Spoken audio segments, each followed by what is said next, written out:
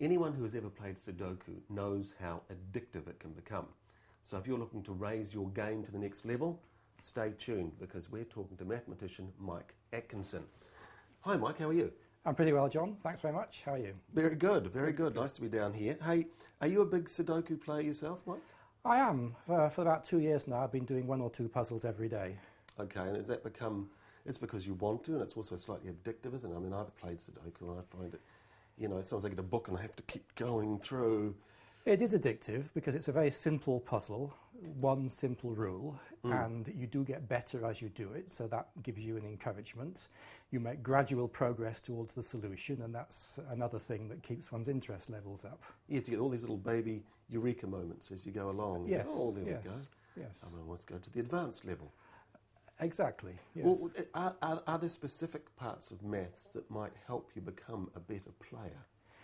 Well, there are certainly techniques that one would recognise as mathematical techniques. I'd say that perhaps they're not part of any established mathematical area, but nevertheless, every technique that one learns as one gets better at solving Sudokus is a little bit like a mathematical lemma. And the more lemmas you know... What's a lemma? Just let me stop you right there. What is a lemma? It's like a mini theorem. I thought it was a type of monkey. No, that's a lemur, That's a lemur, yes. That's right. Oh, okay, that's what I was getting confused with. Okay, continue, yes. So every time you learn one of these little mini theorems, yes. You're tuned then to spot for occurrences in the Sudoku grid where you might apply it. Okay. And because you know it, you've got a little packaged logical loop in your head which says, I don't need to reason through the next 3 or 4 steps because I know the general result that will tell me what the conclusion is. Oh, okay.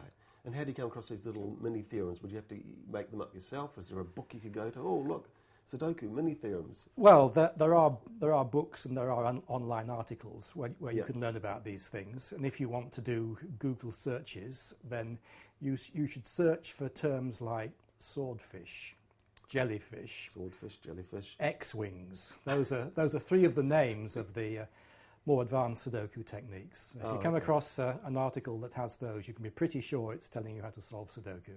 So there isn't a particular branch of maths that, say, if someone was really interested in Sudoku and thought, well, I'm really good at this, I like this, would there be a complementary area of maths that they might be better suited to? Well, of course, like a lot of puzzles, it relies very heavily on logic. So if you think that you're a capable Sudoku solver, then you've probably got a logical mind that would equip you for many different areas of maths. So that's the general thing.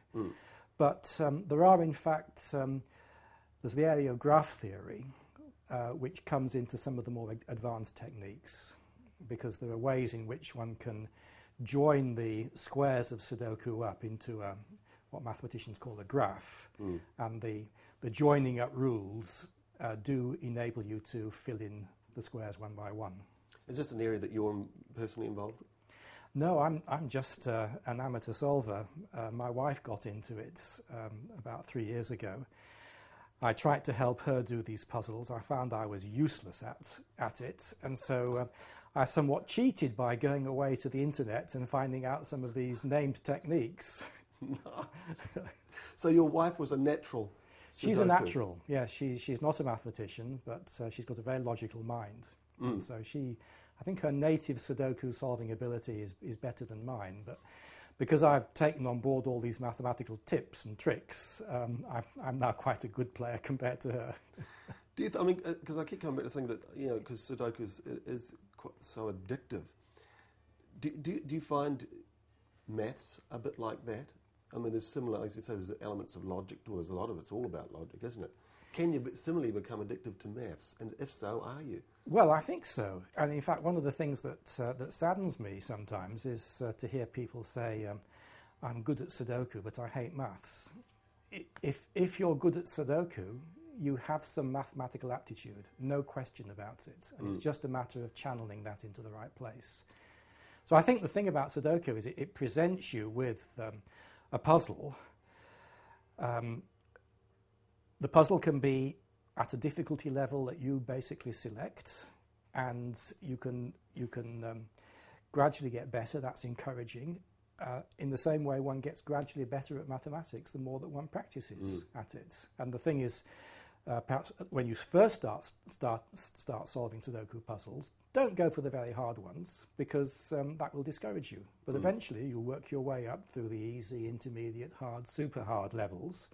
You'll get better and better, and before you know it, you'll be a super solver. Just as mathematics goes, you start as a student in high school, you learn more and more, and of course in high school, if you'd started learning university material, that would be useless. Yeah. You've got to do it gradually.